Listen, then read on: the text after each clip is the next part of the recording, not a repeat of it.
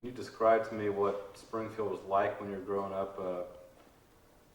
When you entered those galleries, did you see anything that kind of, stuck out? Well, I remember, the things I remember are a little different. A lot of it's gone, of course, but I remember a place we used to hang out as kids, girls and boys alike, a place called the Sugar Bowl, which was someplace around the arcade, the old arcade.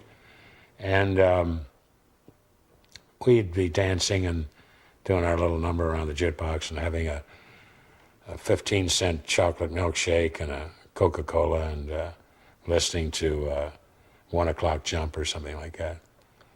I did a lot of hanging around places like that and was hoping to get lucky, as we would say. But I wasn't lucky because I didn't have a car, and when I meet a girl that had temporary eyes for me, it was, "Do you have a car, John?" "No, I don't."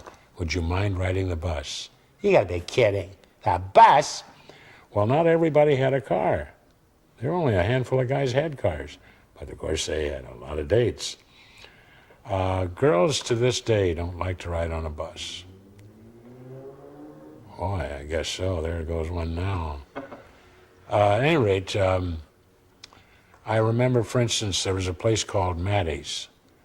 Maddie was a gal, originally an older woman from, I believe, New Orleans, and she had a hamburger place in Myers Market. And the hamburgers weren't great. They were always, remember, they were very thin, but they were good. And I was always told they're solid meat. This isn't just local meat. This is from Kansas City, Chicago stockyards. But for many years, growing up in Springfield, every human being at one time or another went to Maddie's for a hamburger. Then there was, of course, the drive-in theater. We all went out there and put the little funny unit, the sound unit, and then proceeded to neck. I think today it's called suck face. French kissing is always kind of a nice way to say, although French leaves something to be desired. But a lot of kissing and a lot of, "Please, no more. Can we really see the movie? I'd hoped we'd come to the movie." "We have. Movie costs money. Parking here costs money." "More kissing." "No more, no more." So that was that. My love career was always so, pathetic.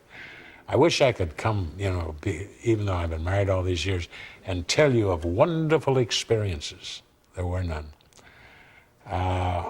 It was just, and I didn't consider myself an uggo. I thought I wasn't Howdy Weber. He was an extremely good-looking guy, still is. But I was kind of cute. I was never handsome, but I was cute. Face wasn't like Merlin, had the chiseled features, looked good. Looked better when I came out of the Marines, but I looked good going in. And but I felt I ended up on the wanted list. I was in post offices and I hadn't stolen stamps. This is a guy watch out for. That's all. They just put me in with these criminals. And I was not a bad boy. I was always asking questions like, "Can I kiss you goodnight?" "No." "Why is that?" "I don't want to kiss you." Is my breath? I always had a little stuff like that. "No, I don't want to kiss you." "Let's don't start something we can't finish." "Oh, I intend to finish it." "No, no." So it was a lot of that. And that's the reason I went in the Marines. I certainly didn't want to kiss that many guys. But anyway, that goes out. What about the movie houses, the State, Regent, Majestic? Yes, I went to I hung out in the Regency. I saw they had the State Theater. I went there a lot. The Majestic was in there. I used to go in there something like 10 o'clock in the morning, 11, I guess. And we saw shorts, a couple of shorts, then 2 double features. So we were in there until about 5, a lot of popcorn. And then I remember the Hippodrome, which is really going back, the Fairbanks. They were kind of seedy theaters. There were a lot of older men sitting around you. "Hi, son, how's it going?" People that are around today more than ever, got to watch them. Usually a sailor, with a lot of makeup on. But Yeah, I remember. And I worked at the Liberty Theater, which was owned by a very nice Greek man. I grew up with a lot of Greeks, too. And I had a little uniform. I remember it was quite shiny. It looked like a porter, you know, or a conductor on a train. I guess a number of people, guys, had worn it. But I had kind of a dim flashlight. I remember going down the aisle, showing people to their seats.